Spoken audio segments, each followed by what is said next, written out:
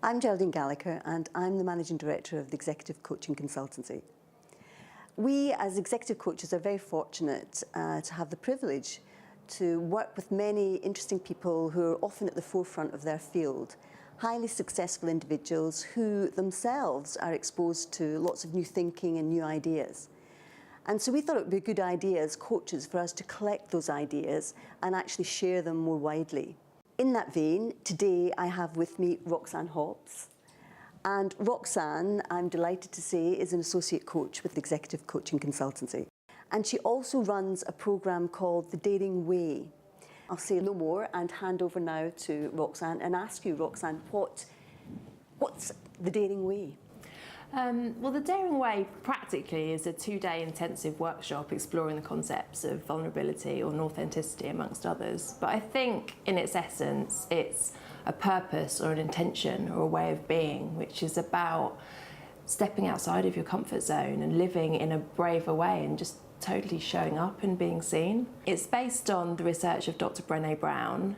She's a professor at the University of Houston in Texas and the author of 3 best-selling books. And the most striking thing she found out during her research was the close correlation between vulnerability and courage. And I think in our culture, vulnerability has got this whole notion of weakness attached to it. And actually she found that every single instance of vulnerability that she came across, courage was present. So should I give you a few examples of that just to make sense of it? So vulnerability really is showing up and when there's no guarantees. So if you think about going to a job interview, that's showing up when there's no guarantees and it's a vulnerable thing to do. And yet it's a really brave thing to do as well.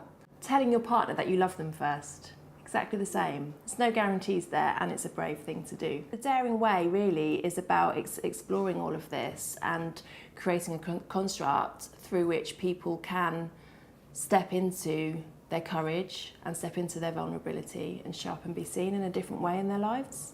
So this is where you introduce the notion of the arena. Yes. So the arena comes from the Theodore Roosevelt speech, The Man in the Arena. And it's a really funny story how she came across this actually. She'd done her TED Talk, which she'd actually anticipated would only go out to the people of Texas, and it ended up being in the top 10 TED Talks of all time. And was told, whatever you do, don't look below the line in the thread online. And so one day she waited until everyone else was out of the house and she did just that. And there was a whole load of criticism there, which was really, really hurtful. So, you know, things like, I feel sorry for her husband, I feel sorry for her children, why isn't she at home looking after them?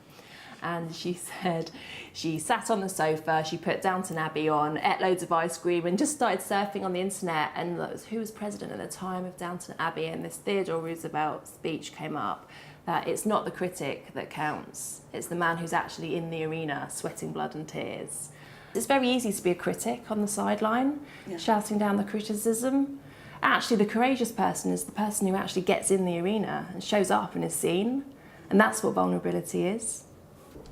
I attended the Daring Way for coaches, and I definitely found that there was a need to bring some vulnerability to the arena, if you like, in that space. But I found it incredibly enlightening what it feels like to put yourself in that space. And one of the things that I know I felt and was exploring was, why do I need my life to be so busy all the time? And what's this rush being on, you know, the treadmill? What's this all about? Why can't I slow down?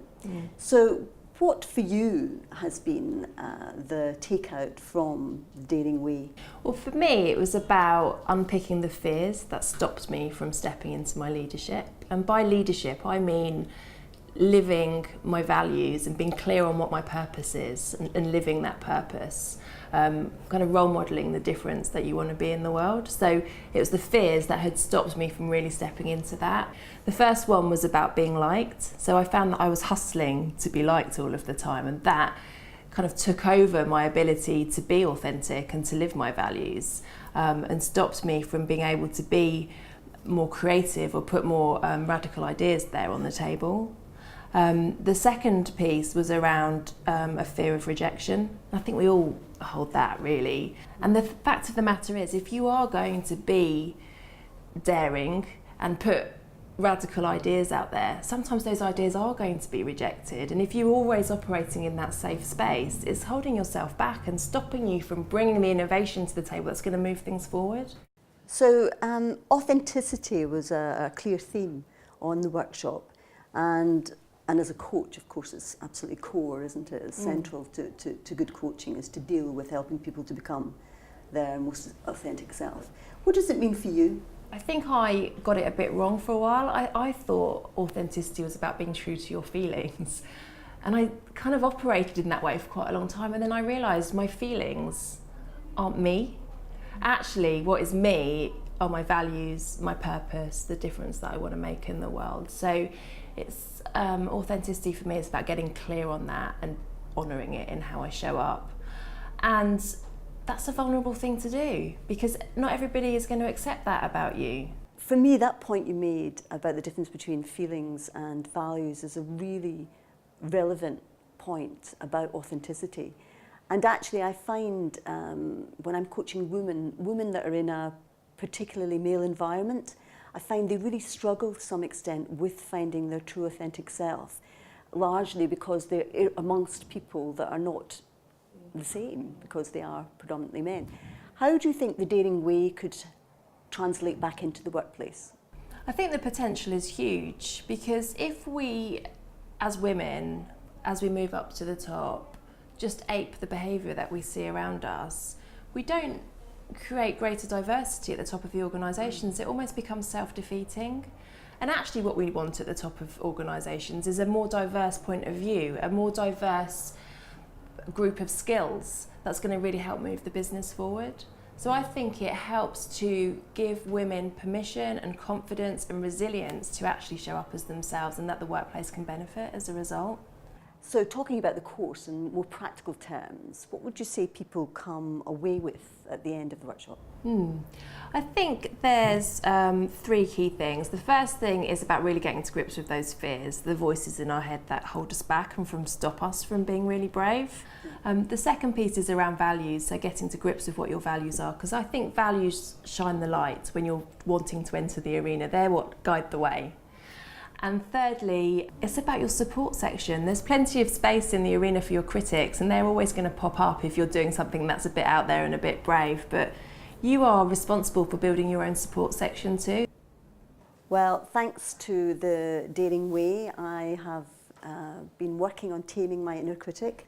And lastly, if I could say thank you very much, Roxanne. Thank you.